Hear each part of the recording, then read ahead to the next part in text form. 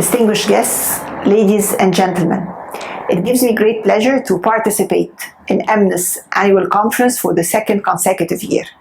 I look forward to this important conference, which provides a platform for academic researchers, practitioners, and policymakers to discuss current issues related to socio-economic development and regional integration in the Mediterranean and Africa, both with great potential to be inclusive, sustainable, and innovative. This conference objective of stimulating discussion and policy research will inform our understanding of how various socioeconomic issues can affect the overall economy at the national and regional levels and the level of interconnectedness between our economies. The COVID-19 pandemic, as reflected by its detrimental and far-reaching socioeconomic implications, emphasized the need to shift away from crisis management towards making renewed efforts to accelerate an inclusive, sustainable, and resilient recovery. At the domestic level, Egypt's response to the outbreak focused on the nexus of protection, mitigation, and building resilience. This has been reflected by a redefinition of national priorities, focusing on ensuring adequate universal health services, supporting vulnerable groups and sectors, and expanding social protection networks, as well as accelerating digital transformation. As we bounce back from the crisis, achieving rapid economic growth is important, yet it can only be impactful if inclusive, ensuring sufficient living standards for all and that no one is left behind. From another perspective, inclusion is vital to ensure and spur the demand that propels and underpins growth, as more people are lifted out of poverty and into the highly consuming middle class. Hence, governments should promote equitable geographic growth through localizing reforms and development plans.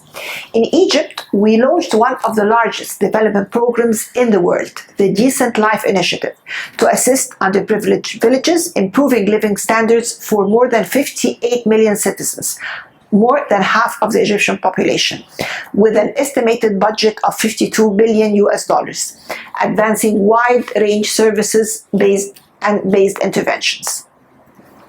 Furthermore, promoting the role of private sector is a necessity to enhance resilience and expedite the process of recovery, mainly through increasing job creation.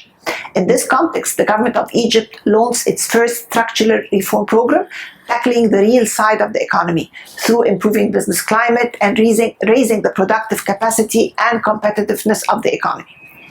Additionally, the Sovereign Wealth Fund of Egypt was established to develop effective and value-added partnership with the private sector in order to unlock the value of Egypt's unutilized assets. Ladies and gentlemen, despite the multidimensional challenges, this crisis breeds a distinctive opportunity to further promote and integrate the concepts of green and circular economies into the recovery process, further promoting growth through new demand and investment opportunities over and above reducing climate risk and achieving environmental resilience. Despite contributing to only 0.7% of the global greenhouse emissions, Egypt spares no effort to promote programs and projects to accelerate its momentum towards a green transition, adopting a participatory approach, engaging all relevant stakeholders in order to put in place the policy framework to facilitate such transition. Egypt is currently preparing the national strategy for climate change, addressing all aspects of climate change, including mitigation, adaptation, means of implementation, finance, technology, transfer, and capacity building,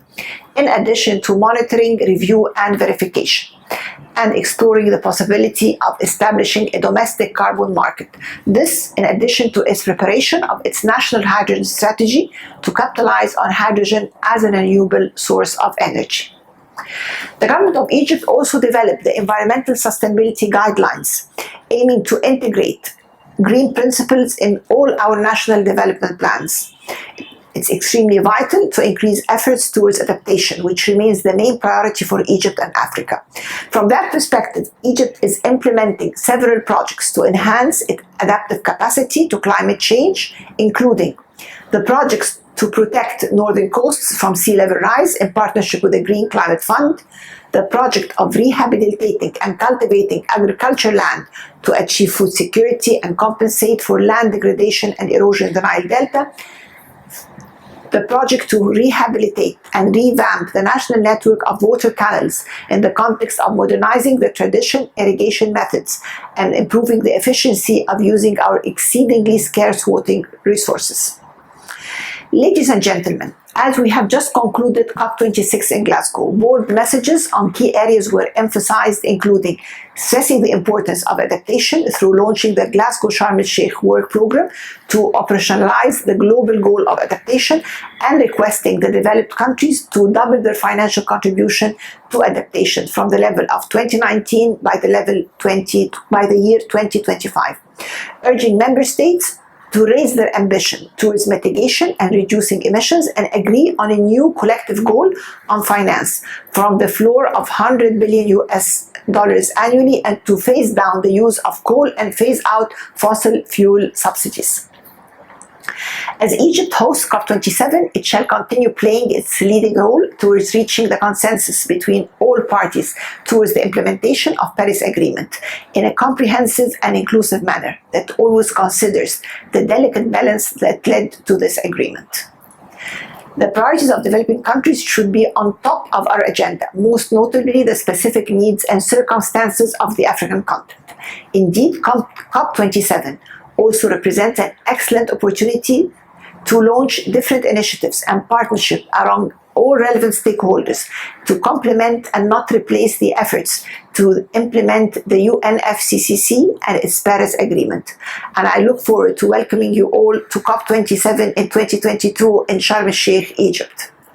Ladies and gentlemen, distinguished guests, while achieving sustainable, inclusive, and resilient growth can be inherently challenging, fortunately, they can be a dynamic, self-reinforcing combination with extensive positive spillovers.